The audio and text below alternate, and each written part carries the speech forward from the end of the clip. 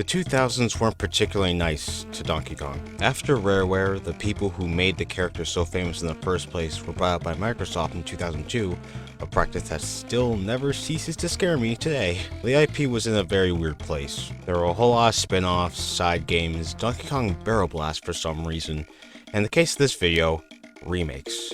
During this era, we got 4 remakes, 3 ports of DKC 1, 2, and 3 on the Game Boy Advance, and a remake of Diddy Kong Racing DS on... wait, what system was it on again? That's a good question. In general, these remakes were really good. Yeah, they weren't perfect, and sometimes suffer from really annoying problems that makes them inferior to the source material, but they still turned out really good in the end. However, of all 4 of these ports, many will tell you that DKC3 is the best one, and I wholeheartedly agree with that statement. The ports of DKC 1, 2, and Diddy Kong Racing are good, but DKC3 easily got the most love and attention put into it. The original version of DKC3 is a game that I'm very fond of.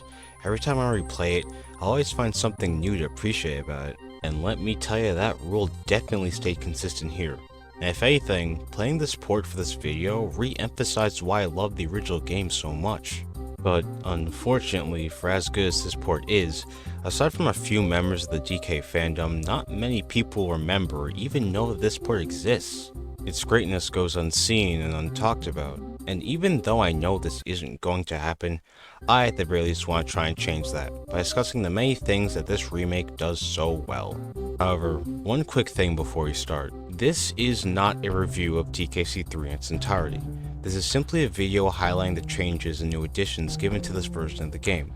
That, alongside one other reason that I'll get to later, is the main purpose of this video. I don't really want to keep you guys here longer than you really have to. And besides, whenever I do get around to doing a proper review of this game, it'll be a part of a retrospective series on the entire SNES trilogy. But that's not going to happen for a while, so let's stop wasting time and just dive right into it. Okay, so to start, I'm just gonna briefly sum up the changes made to the gameplay real quick.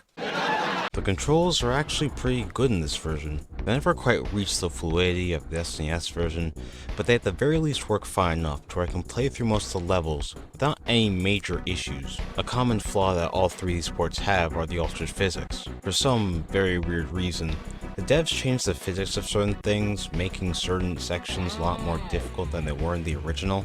Thankfully, DKC3 is most faithful in this regard.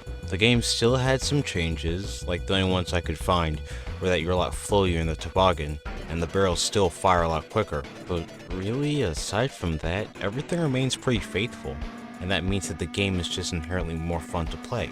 The graphics have definitely seen a pretty big improvement, as the graphics got more detailed and replicated the SNES versions more faithfully as the games went on, and all the GBA games would either add or amplify certain sounds, whether it be to enemies or certain objects.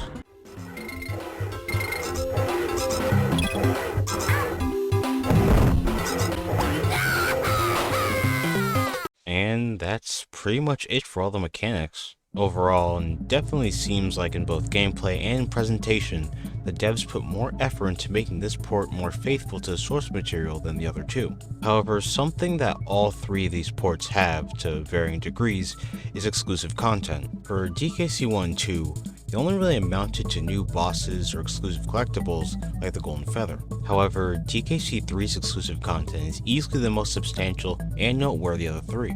So, let's not waste any more time. Pacifica. Pacifica is an exclusive world that features new levels made for the ground up for this version of the game, and they're actually really good. They account for the smaller screen size fairly well, and for the most part, they all follow DKC3's design philosophy by featuring a variety of creative level gimmicks used in creative ways, while still being fast-paced and fun to play. All in all, I'm very impressed. These are a really good collection of levels. But it's finally time to talk about the other new addition, being this version's entirely new soundtrack. Just to provide a little bit of context, the original's OST was composed by Evelyn Novakovic. While re-listening to the soundtrack for DKC3, it seems like Novakovic went for a soundtrack that was more atmospheric and bass heavy. This in of itself is totally fine. and I personally like the music in the original game a lot, but seeing as the GBA sound hardware was very limited and definitely could not handle low frequency sounds that well, the entire soundtrack had to be remade from scratch. And who was the person behind this new OST? My undisputed favorite video game composer of all time, David Wise. He worked on the soundtracks for the SNES versions of DKC 1 and 2, and he was tasked with composing the music for this game. And to say that he did an amazing job would be a huge understatement. This new soundtrack would feature completely different compositions from the one featured in the source material, and every single one of them are 10 out of 10s. I love this soundtrack so much. It's by far the thing that this version of the game is remembered for. If you go look up and search the term DKC3 GBA, the OST will show up as the first result. It's just the main talking point when bringing up this version of the game, and for very, very good reason. Every single track in this game, with the exception of like 2, is a masterpiece. The melodies are well composed and memorable, making it very unlikely that they'll leave your head. The instrumentation brings so much ambience and atmosphere, and most importantly, life to all these tracks. And there is an absurd amount of variety present throughout. Not a single track in this game sounds even a little bit similar to one another. Where to begin with my favorites? Rock-based Rumble takes inspiration from country to make a high energy and funky track that never ceases to make me smile.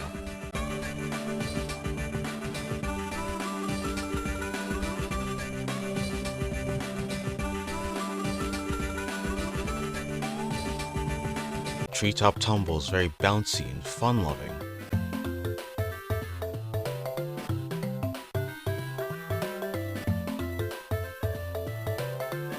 Nuts and Bolts has a very angsty and aggressive melody filled with all these loud brass instruments. It's definitely earworm material for sure.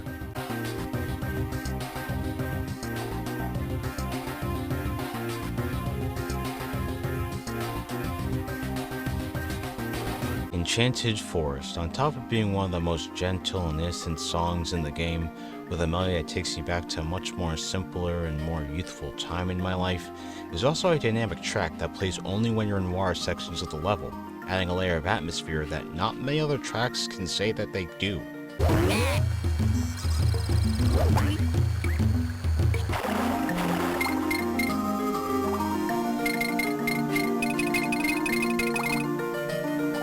And then we have Waterworld, which is admittedly another remix of an overplayed song, with a slow and relaxing melody that features some elements of techno and a beautiful piano. It's so good.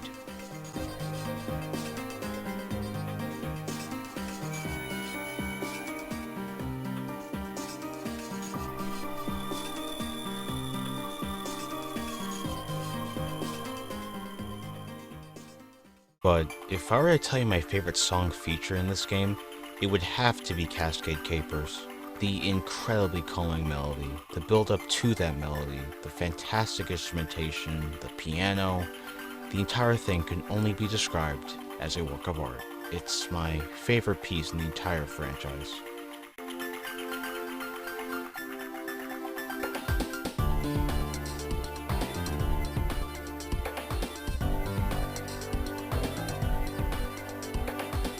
Words can only do so much to express just how much I love this soundtrack. It's one of my favorite game soundtracks ever. And there's just a slight possibility that might top DKC 2 for me, because while that game also had excellent sounding music, the music here just adds so much charm to this game. It gives off a vibe that the original simply lacked. I'd also like to point out that just the fact that we got new arrangements for the soundtrack goes a long way to making an old experience feel new and exciting again. Going into levels like Rocket Barrel Ride or Logi Labyrinth and hearing all these completely new tracks just made me smile and got me excited to play the level again as if I was playing it for the first time. Look, if this portion of the video didn't make it obvious enough, I really did just make this whole entire video just to gush about this game's music. And if there's one thing that I can wholeheartedly recommend about this version, it's gotta be the music. To put it simply, this score is just perfection. But For as much praise as I gave this version of the game, it's obviously nowhere near the definitive version. I really like this port, but the issues that existed in the other two ports still exist here. Screen crunch is still a problem, it still has a bunch of limitations given the hardware that's on. It was never going to top the original for me, but that doesn't change the fact that the game is still really fun to play on here. And at the end of the day, that's all I'm really asking for. The controls work well, the physics are faithful, and the new content, in my opinion, succeeds in adding to the experience rather than taking away from it. The charm and magic of the game is still intact, and if anything, it even manages to add on to that given the new soundtrack. This is a version of the game that I can see myself revisiting because of all those things. Even with the problems with the screen crunch and the like, I was still smiling most of my way through this revisit. And again, if that doesn't speak to the quality of this port, well, I simply don't know what does.